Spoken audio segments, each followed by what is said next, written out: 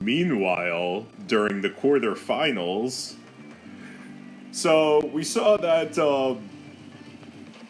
way back when, look, while we were moving Guild Fort's planet side, NYC was facing Visa in what was the quarterfinals in GB. So their top player KEB and NYC's top player GAN got into a couple of skirmishes. Well, look, a lot of skirmishes. It was it was an intense fight. It went for a very long time. It swung back and forth between the different combatants as to who was leading.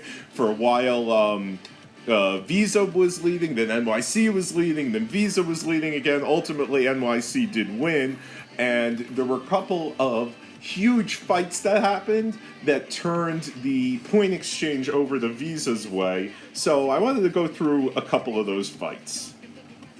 So the first of the two fights that I want to go over, which was a huge win for KEB and Visa, was GAN's Hoodoo against KEB's Gilly. And in fact, the Gilly isn't a maximum leadership comm. Alright, so I'm going to slow this down a little bit. I'm not sure if GAN actually attacked KEB's Gilly, or I'm not sure if, maybe the Hoodoo was sitting in a capital and just lost first strike, because this is a slightly reserved formation, and it does show that he does think he's going to get hit, but in the end, as you'll see, filling out that back rank doesn't help him.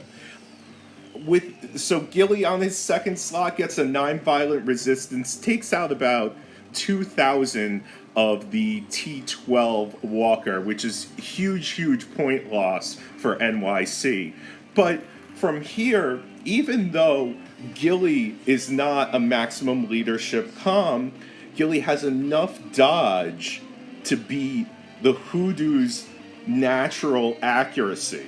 So he's not able to get a hit on the Gilly, and because the first slot and the fourth slot on the Hoodoo are T12 and each take a hit, like they each take a turn, and he doesn't get an awakening when he slams against the walkers, it keeps the back rank closed off, and it stops a hit against the Ark, sending GAN's, basically, if his Ark did get hit, it would send his stack in slot 3 home. But because he's closed himself off there, he's essentially prolonged the battle by using that formation, and so KEB is able to get another couple of T12 walkers for just a little bit extra points.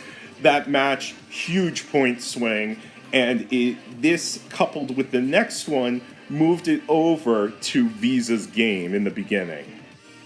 Now the next big fight that gives great points over to Visa and really puts them in the lead for the next few hours is when KEB's Gilly ends up fighting GAN's Gilly. So neither of them get their sure hit skills from their gem sets, and here you'll see that the extra leadership on GAN's side, it's about twice the size as KEB's Gilly. It doesn't help him at all because both of these players' gear is amazing. So all each one could do, each one can't get hit unless it's a sure hit skill proc, which is non-violent resistance because they can't have any gem sure hits, and all they could do is kill an entire sack.